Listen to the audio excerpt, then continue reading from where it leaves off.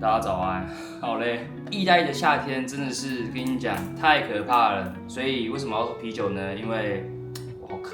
上次那是看香港影片，哎呦反应不错。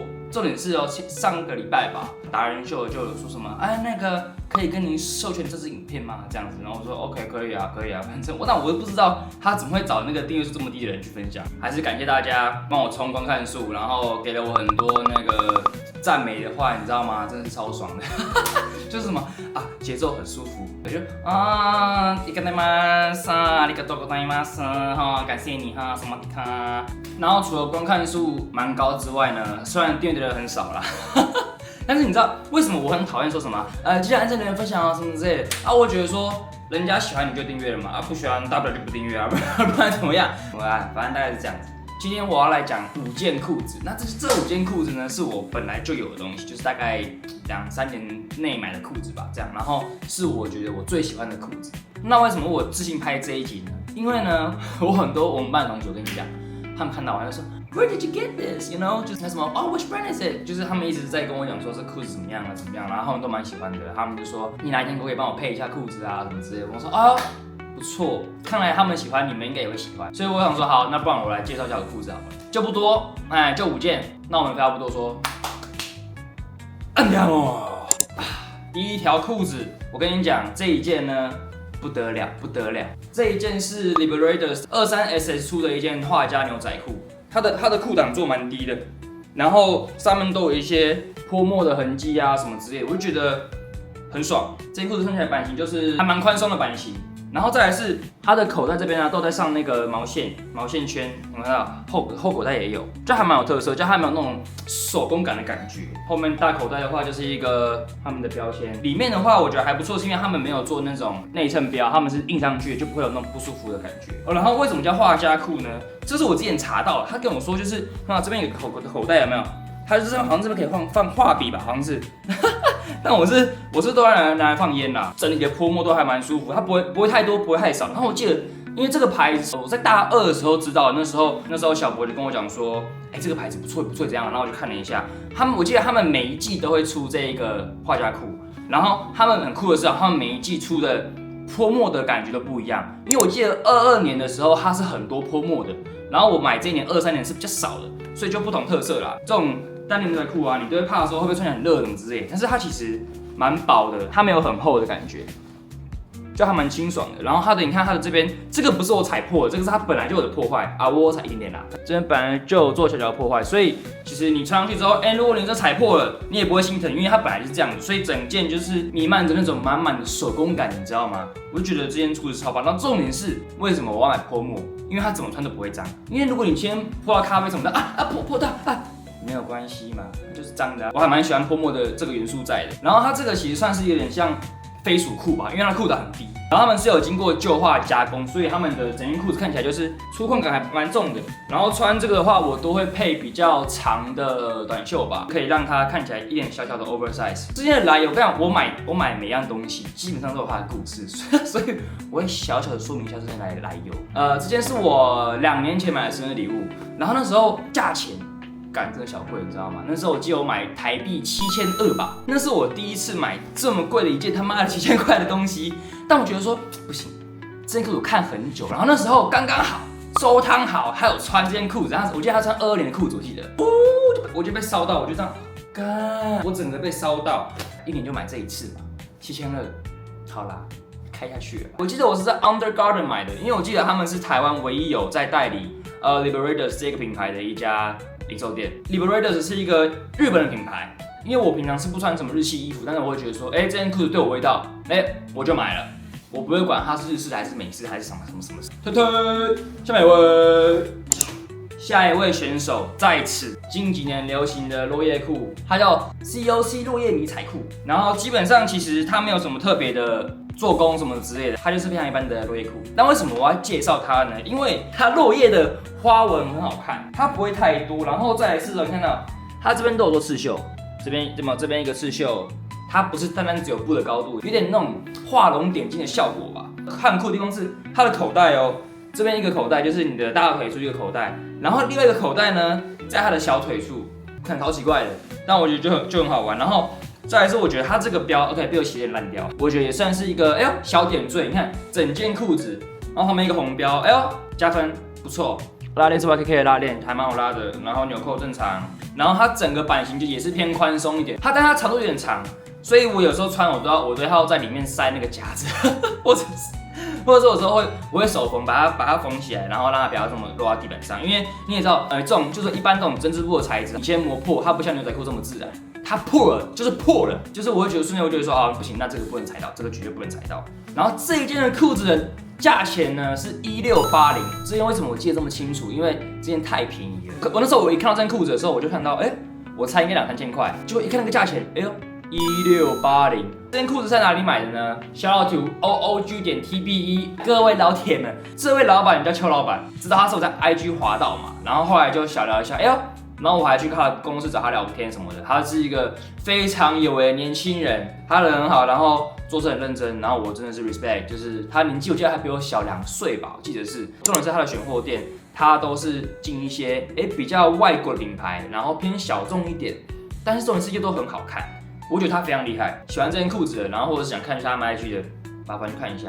没有业配哦，这个完全没有业配哦，我真心推荐给你们，我只推真心的，好吗？下面这一件 Evisu 的牛仔裤，我听有人念 Evisu， 有人念 Evisu，I don't fucking care， 反正就是 Evisu， 随便啦，念快一点。Evisu，这个品牌呢也是一个日本牌子，它是来自大阪，他们最有名的是什么？就这条线啦。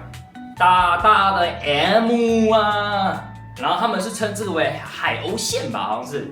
然后我有去研究了一下，他们说最一开始早期的这个海鸥线呢，是那个创办人自己手画的，但是我这件应该不是，因为它看起来不像手画的。大的 M 应该是网版印刷吧，然后上面还有再铺一层比较厚的印刷，就是比较摸起来凸凸的感觉。然后我觉得它的这个配色也是配得很好看。然后这一件呢也是偏直筒，但是因为我这一件是31腰，那为什么会买这么大呢？因为通常我应该是穿30腰，因为这一件呢是2手。那它是来自哪里？它是来自咱们嘉义罗斯峰 ，A.K.A. 林口王嘉尔阿星的。那为什么我会跟他买？是因为那时候我1年前我去那个GQ 潮流文化季。然后他刚好摆摊。其实去这个文化季之前呢，我就有去那个 Evisu 东区的那家店嘛。然后那时候我就看到这一件，傻小，这件裤子超好看呢。它这个涂料感觉就是让我感觉很美式的感觉，不会说真的是很日本的味道这样子。它的牛仔布的材质偏弹性，就是没有那么死，它是蛮弹性的材质，但是有一点点小厚，所以其实有时候太阳太大我不会穿，真的有点小厚。然后再来是你们看到里面它这个赤耳啊。这个是红色的赤耳，赤耳虽然名叫赤耳，它可能有蓝耳、绿耳，还有黑木耳。那什么是赤耳？就是代表说它是防止布料松散，然后品质比较好，耐度比较高。它的这个布标超靠背，它这个布标长得超靠背，就还蛮可爱的啦，这个布标很可爱。但我会希望它会有一点点的做旧，因为我很喜欢这个后面这个布标是偏做旧的感觉的。然后我好像看说，他们如果你的这一件衣服或裤子它如果是手绘的话，好像会写出什么 handmade 还是啥小，但是我这边只有写 custom made。它还有一个小巧思是，你看没看到他们这边腰带通常都会做90度的，对不对？它这个是有点偏斜一点的，这还蛮酷的。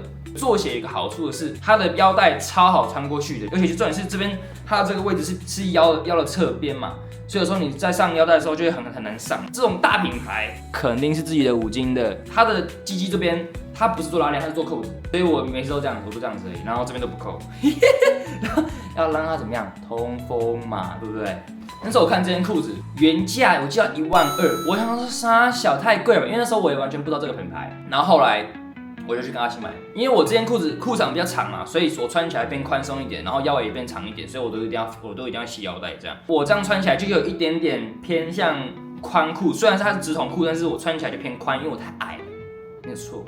然后配这一件裤子的话，我会喜欢配比较短一点的 T 恤，因为我会觉得是说，第一个我想要露出这个标。